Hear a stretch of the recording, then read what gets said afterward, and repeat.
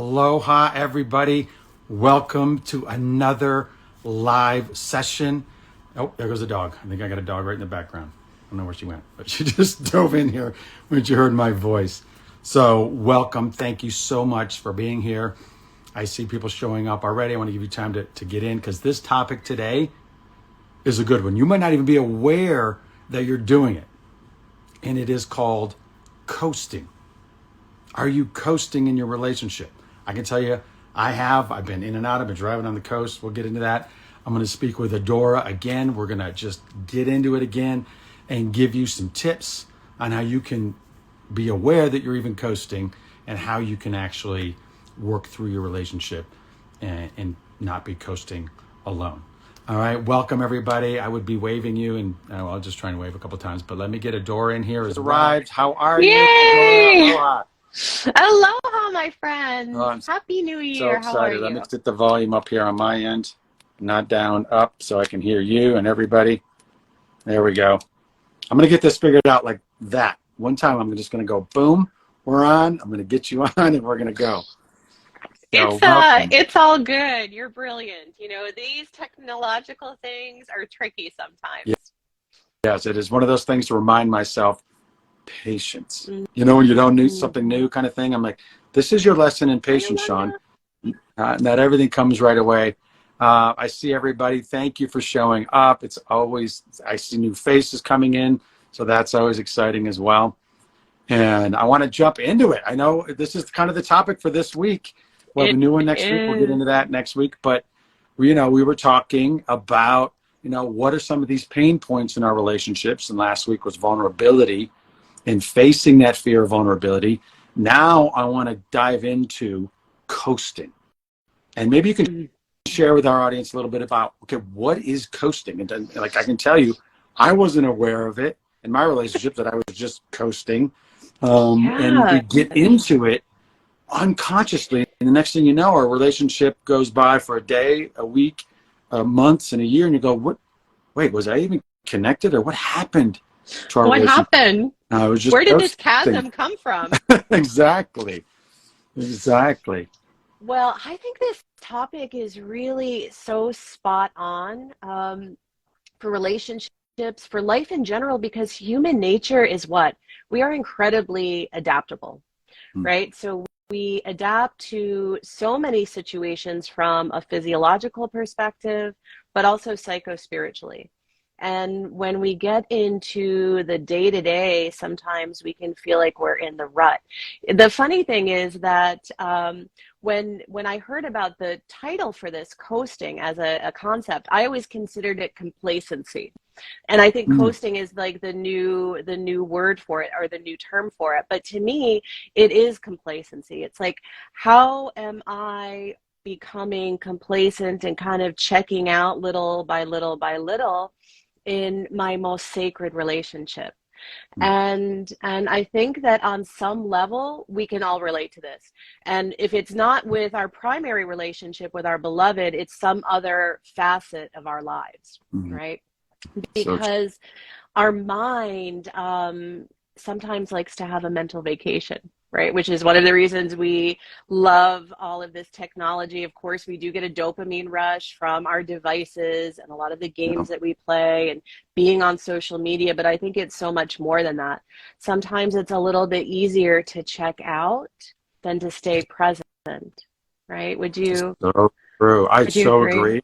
It is one of these, and that word for me, complacency, really strikes home, because it is something that when I'm complacent, I already know I got to create something different. This is like my intuitive clock going, okay, look, I feel complacent. How can I create and make this experience is sort of just part of my DNA? How can I elevate it? How can I enrich it? How can I empower it? Entertain? How can I enlighten? Like those definitely are my guideposts, because I know if I get complacent. But I've done this in relationships unknowingly. Like, a day goes by, hours go by, weeks go by, months. I'm like, wow, did we even connect? Especially as we all get busy. Yes. And it is one of the things that we just get on autopilot, because we do. We have kids got to go to school, We have responsibilities at work. We have responsibilities at home. Right? And we just assume that everything is just okay with our partner. So I even kind of equate this for those of you like, well, what do you mean coasting? But I would encourage you to just imagine, just driving on a coast. You're in your vehicle, you're in your car, you got the beautiful infinite ocean on one side, you got this lush mountain on another, or just beautiful forest, a bunch of trees, but you're driving. And when we talk about coasting, it's a beautiful, harmonious earth, water, sky, it's right there, right? But you're just cruising along. Unknowingly. And look, we want that, but are you with somebody? There is someone with you in a relationship. And are you hearing their feelings on this drive? Go ahead. Yeah, you had something. Well, I loved what you said about elevate, right? And our nature, our human nature is one of consistent evolution. And our sacred relationships are the same way, right? We are designed as a species to evolve. And when we're coasting and when we're complacent, and here are a couple of signs that you are coasting and getting a little complacency in your relationship, is you're not feeling that zest or passion for each other, and maybe even in part yourself, right? Your day-to-day life. You may also feel like, well, where's all the laughter? We used to laugh so much when we were together, right? Where is that great intimacy and fiery nature of passion that exists and is a beautiful alchemical process, right, of divine union between two individuals? And I think that, these are some of the indicators that we go, oh gosh, I think maybe I need a little micro pivot, right? A little infusion of zest in my relationship, because if we're not feeling it in our relationship, there's a part of ourselves that we're not feeling it. And this is so important, because it's not about blaming the other person. It's like, where am myself, do I feel kind of a stale or stagnant energy? Where do I need my own infusion of fresh energy and inspiration and encouragement from my life? So I love this topic. I would love to hear, like, what are your top tips, Shawn? Because, some of the things that we're going to be, my earbuds popping out here, some of the things that we're sharing in these tips are beautiful teachings that we're going to be sharing and intertwining with our work at the Sacred Relationship Retreat in Malibu coming up at the end of the month. And this is one of the things I love working with you about so much, is that we have similar visions, right? Maybe our vantage points are a little bit different. Maybe we get there in a slightly different path, but it's so cohesive and complementary, and therefore it creates such a beautiful synergy for all of our attendees for this event and the future events. That is so true. And that's a great little segue there, because you have a beautiful personality, a uniqueness to you, like we do in relationships, right? Any relationship, whether it's romantic, work, whatever, right? And I have unique personality and traits and qualities. And so that when two people come together, you're like, that's what you love about the other person. That's what's caused that dopamine, that oxytocin, that are the things that attract us.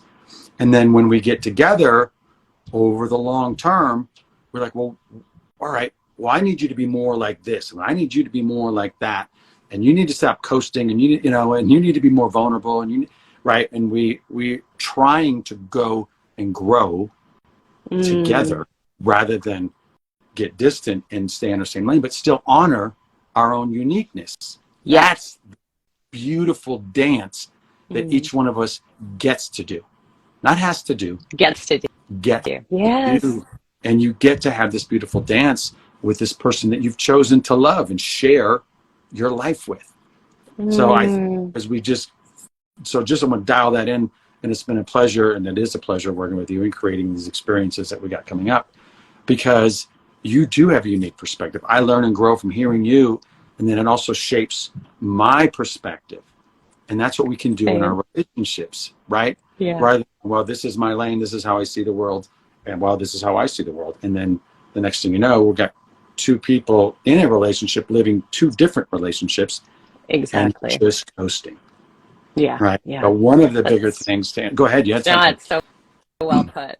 I Yeah, love the way you articulate that because the visual piece is important, right? Because sometimes we get stuck in our thoughts and our feelings, and we tend to focus on that versus being in the curiosity of why do I feel this way? And then if I feel like this, how does my partner feel? And mm, if we're these two pillars of our lives and whatever that looks like co-creatively, then we have to find a way to bridge the gap and come back to greater coherence from our heart, from that unified perspective.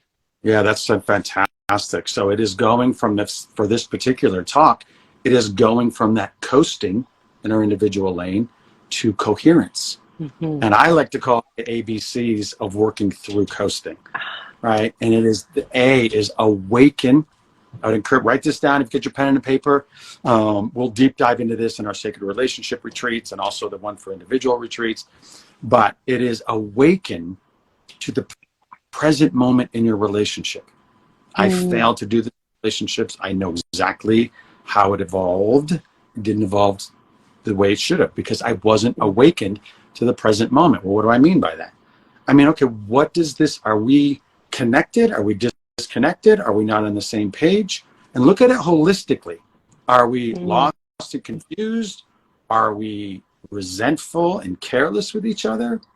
Are we angry and agitated? What is this relationship in the present moment? And do it without judgment. This is not about the other person.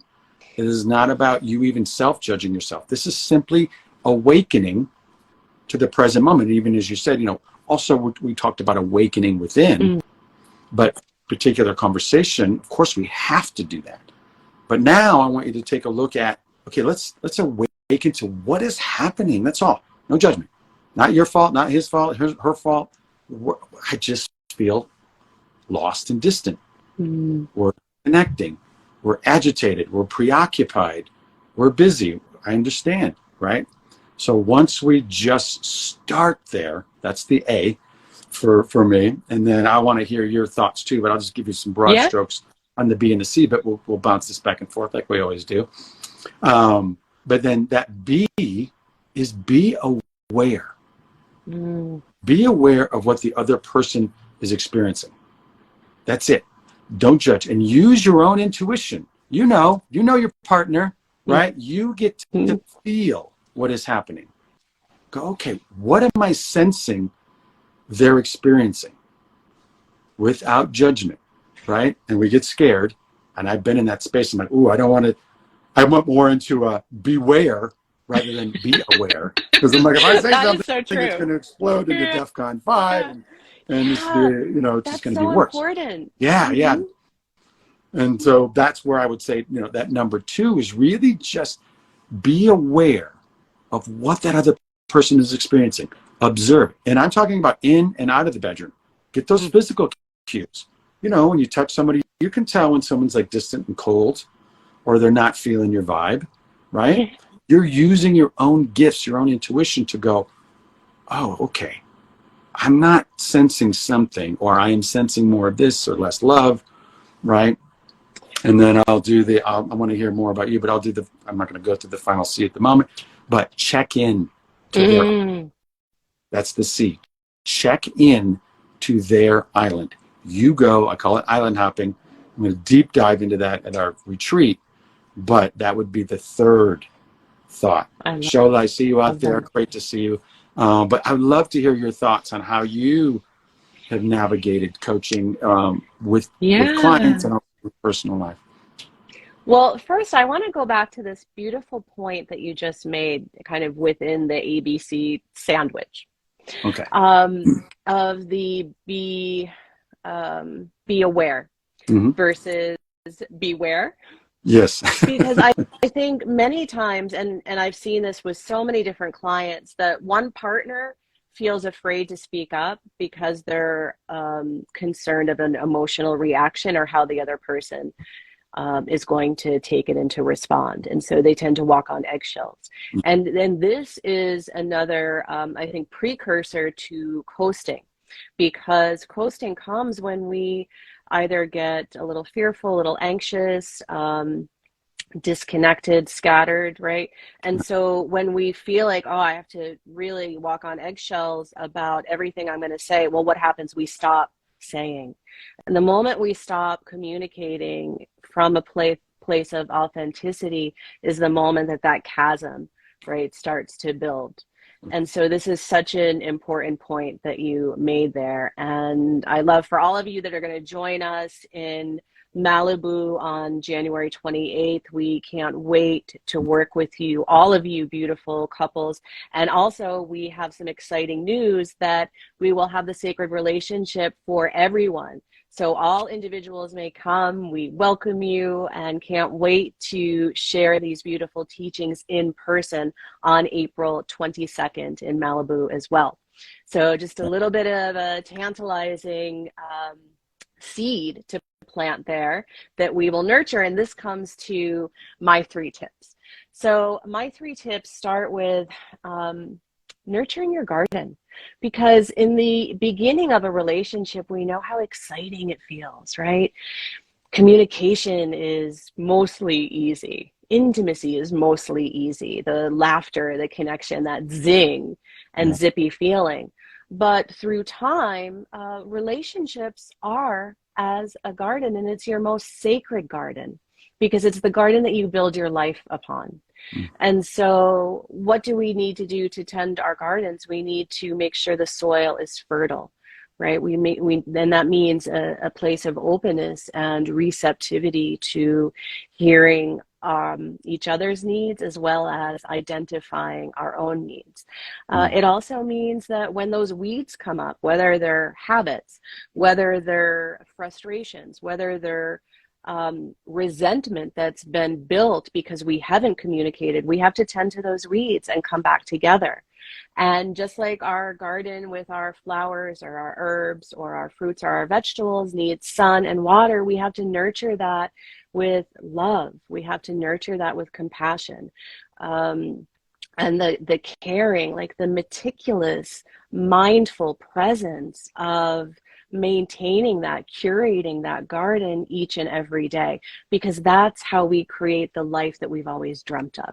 So that's my number 1, nurture your garden. Number 2 is change up your routine, right? Because we are so easily adaptable to everything around us. Sometimes we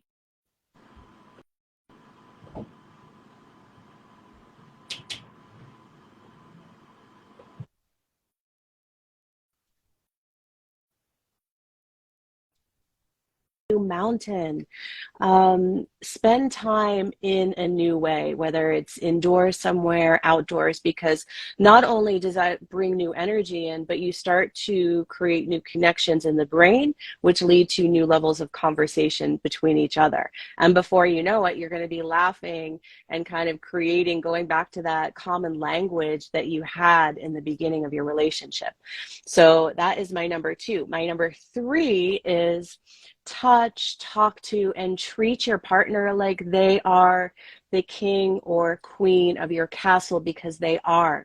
And that is how you have incredible abundance in all capacities of your life that will just spill out in the world around you. And so mindful presence, conscious communication, and that loving reminder that each and every day, you choose them over everyone else in the universe. So good. Those are so good. You guys are writing that down. Oh, that is so good. And the idea, if you just, I think, dial those in, just like you said, treat them like a king or queen. You don't have to have it all figured out right now. Like, I don't even know what to do yet. Yeah. But just start there. Yeah. In the garden, to me, that apps tending to our own garden. Yeah. Our own. The weeds are popping up everywhere around, and we're trying to compare ourselves to, oh my God, they have such a beautiful relationship, or oh my God, how come we're not more like the Joneses, or whatever. And you go, well, there's weeds right in your own garden. Yeah. Tend it. Take care of that garden. People are like, oh, I want that. You're like, but you were already in it. And you have the opportunity, the beautiful opportunity to tend to it, to nurse, till that soil. I love when you said that. So we have to till the soil. We have to make it fertile for growth. Because if we're not growing, what's happening? We're dying. We have to nurture that growth. And that's where we get coasting. You can't, coast only goes so far, right? We've got to nurture those vines. Yes. It's just not, coasting is not sustainable. Yeah. So, this is amazing tips. I honestly cannot wait to deep dive into these in our retreats. So I'm so blessed. I think those are huge. I hope you got tremendous value out of these people. This is just a wonderful way to just small, beautiful steps on building a more deep, sacred relationship. That's what this is about. Cultivate your soul. Absolutely, Yolanda. I love it. Shola, yes. Share your crops. Absolutely. That's a great point, Shola. It's that, you know what, if we're going to tend to our own garden, we're bearing fruit. We're bearing something to share.